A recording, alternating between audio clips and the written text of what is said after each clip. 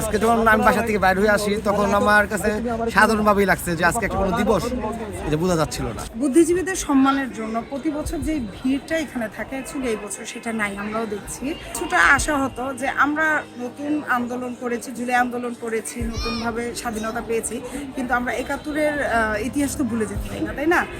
সেটা আমাদের ঐতিহ্য বলেন, ইতিহাস বলেন, সব কিছুতে ৭১-এর আমাদের মুক্তিযুদ্ধ ছিল। তো সেই অনুযায়ী আমরা হয়তো বা যারা আজকে এসেছি অনেকেই আশা করেছিলাম যে ওরকমই আগের মতোই এখানে জমজমাট থাকবে, ওইভাবে পালন করা হবে আমাদের বুদ্ধিজীবী দিবস, কিন্তু সেরকম কিছুই আসলে পাইনি।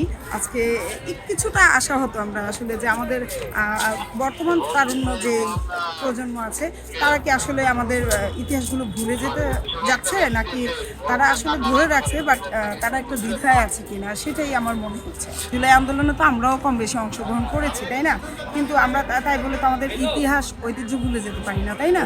তো আমাদের মুক্তিযুদ্ধ এটা হচ্ছে আমাদের একটা গর্ব, সেই গর্বটাকে আমরা মানে আমার মনে হচ্ছে যে অনেকে মানে ভুলে যাচ্ছি বা ভুলে যাওয়ার চেষ্টা করছি, যে যারা জুলাই আন্দোলনে অনেক সক্রিয়ভাবে অংশগ্রহণ করেছে তারা অনেকেই এই মানে আমাদের মুক্তিযুদ্ধকে মনে হয়, আমার কাছে মনে হচ্ছে যে তারা গণনা করছে। ২৪ জুলাই পরে চেঞ্জ আসছে সব কিছুতেই। আমরা আগে যা ১৫ বছর যা করে আসছি সেটা অনেকটা চেঞ্জ আসছে। আমি সকালে যখন বাসা থেকে বাইরে হই, আগে তো ভোরবেলা বাসাতে বাইরে হলেই রাস্তাঘাটে বোঝা যেত যে কিছু একটা আসছে। আজকে যখন আমি বাসা থেকে বাইরে হয়ে আসি তখন আমার কাছে সাধারণভাবেই লাগছে যে আজকে একটা কোনো দিবস এটা বোঝা যাচ্ছিল না।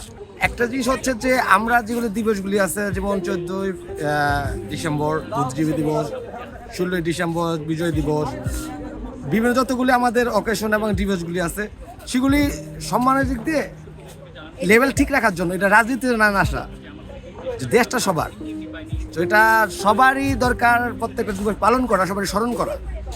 এটা কোনো কে আওয়ামী লীগ, কে বিএনপি, কে জামাত, কে জাতি এসব না। আমার দেশটা হলো বাংলাদেশ, এটা সবার, সবাই ভালোবাসতে হবে। সেই পরিস্থিতি অনুযায়ী আমরা দেখতে পাচ্ছি যে বিভিন্নভাবে মতাদর্শ তৈরি হয়েছে আমাদের বাঙালি জাতির বিভিন্ন মানুষের মধ্যে। কিন্তু আমরা যেটা বিশ্বাস করি, আমরা যারা তরুণরা বিশ্বাস করি যে বাংলার ইতিহাসের প্রতিটা পাতাই কিন্তু সমানভাবে গুরুত্বপূর্ণ। আমাদের জন্য মুক্তিযুদ্ধ যেমন গুরুত্বপূর্ণ, আমাদের জন্য জুলাই আনন্দ গুরুত্বপূর্ণ, ভাষা আন্দোলন গুরুত্বপূর্ণ।